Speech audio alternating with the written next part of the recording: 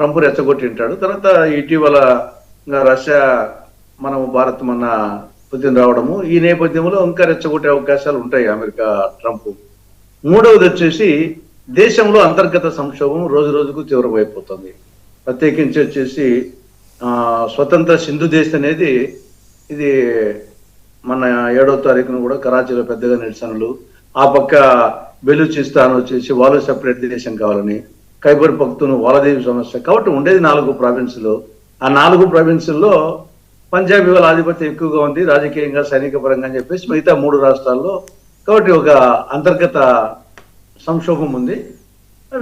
America వచ్చేసి ఉంది. తర్వాత లోపల పక్కన చైనా డైరెక్ట్ కాకుండా కానీ చైనా ఉంటుంది లేని ఒక ధైర్యము. అట్నే టర్కీ ఒకటి పక్కన, ఆ పక్కన ఇటీవల సౌదీ అరేబియాతో కూడా సౌదీ అరేబియా ఆర్థికంగా సహాయం చేస్తుంది అనేది ఒక ధైర్యము. ఓవరాల్ గా అంతర్గత సంక్షోభాన్ని డైవర్ట్ చేయాలంటే భారత్ వ్యతిరేకత అనేది అది పాకిస్తాన్కు మొదటి నుండి కూడా ఎవరున్నా, ఇతనే కాదు ఎవరున్నా కానీ అది భారత్ వ్యతిరేకత అనే దాని మీదనే వాళ్ళ ఎగ్జిస్టెన్స్ ను కాపాడుకుంటూ వస్తున్నారు. దానిలో సైన్యాధిపతి ఉన్నప్పుడు మరింత. ఇతను ఒరిజినల్ గానే ఇతని వ్యక్తిత్వము, సైన్యాధిపతి, సర్వ సైన్యాధిపతి, పూర్తి అధికారాలు రావడము ఇవన్నీ యాడ్ అయినాయి. కాబట్టి అతను అట్నే మాట్లాడతాడు అని మనం ఏమి అతను రెచ్చగొడితే మనం రెచ్చిపోవాల్సిన అవసరం లే.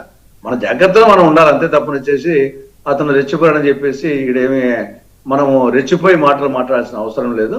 కానీ జాగ్రత్త మాత్రం అవసరం. ఎందుకంటే అణ్వాయుధ దేశం కాబట్టి